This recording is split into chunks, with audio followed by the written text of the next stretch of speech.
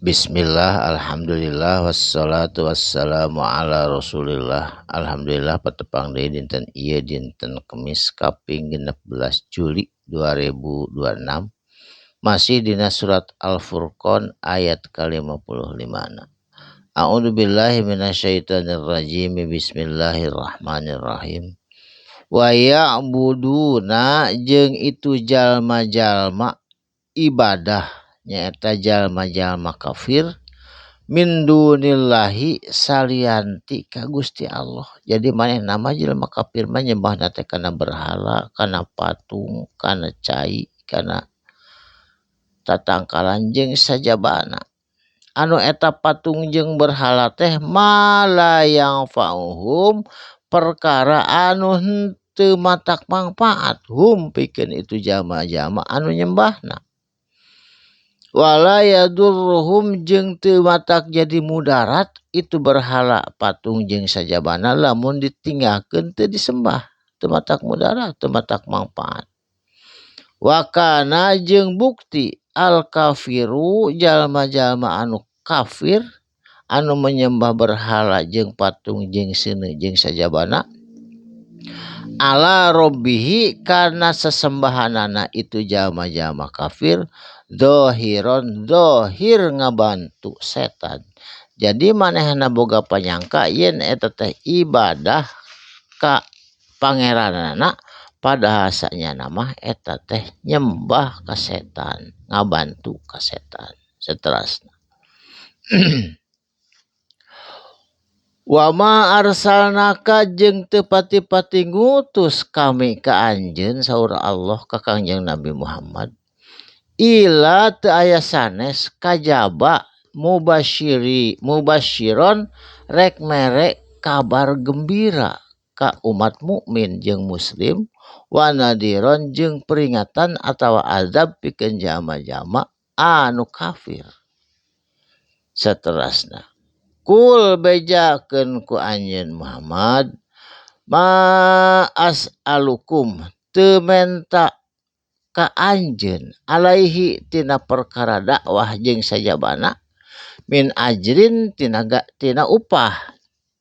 Jadi Kangjeng Nabi Muhammad mah teu nyuhunkeun upah karena ikhlas karena Allah.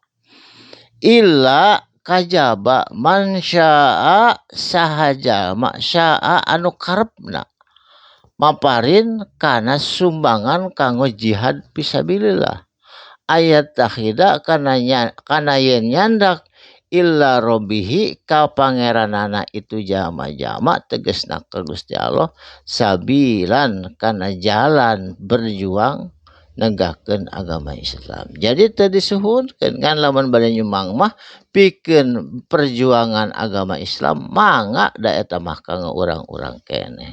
Saterusna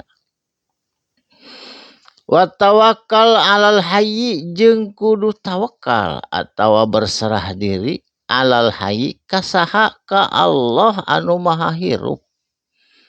Jadi Allah mah langgeng saumur-umur hirup. Alladzi jeung zat Allah teh anu la yamutu henteu maot. Langgeng hirup henteu pernah maot. Wasabbih jeung kudu maca tasbih anjeun kabeh bihamdihi kalayan muji nami Allah, kalayan muji ka Gusti Allah.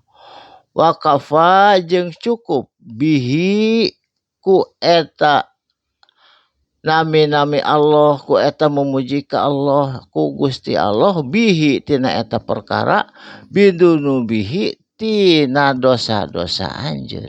Bidunubi tina dosa-dosa ibadihi hamba-hamba Allah hobiron. Jadi Allah mah maha uninga kana amal jeung dosa naon anu diperbuat ku hambana Allah. Allah mah hobiron maha waspada. Saterusna alladzi arijat Allah teh anu khalaqa parantos nyiptakeun as-samawati kana pirang-pirang langit wal ardo jeung bumi wa ma bainahuma jeung diantara duanana awang-awang jeung sajabana tata surya fisitati ayamin dina genep hari dina genep masa genep dinten. Jadi nyiptakeun bumi langit jeung sadayana teh eta teh genep dinten. Sumastawa tuluy Allah nguasai kana sadayana alal arsy dina arasna Allah. Jadi nguasai arasna Allah. Ar-Rahmani Ar-Rahmanu Allah teh anu maha welas. Anu maha maparin rezeki jeung rahmatna Allah ka hambana anu dikersakeun ku Allah. Fas'al mangka kudu menta anjeun bihi ku eta nama-nama Allah Ar-Rahman Ar-Rahim Al-Malik Al-Qudus. Kudu menta nganyandarkeun dina Asmaul Husna. Khobiron sabab Allah teh anu maha waspada, anu maha ningali, anu maha uninga kana amal jeung dosa anu dipidamel ku hambana Allah ku urang sadayana. Barakallahu li wa lakum. Mugi aya mangfaatna. Shadaqallahul adzim. Wassalamualaikum warahmatullahi wabarakatuh.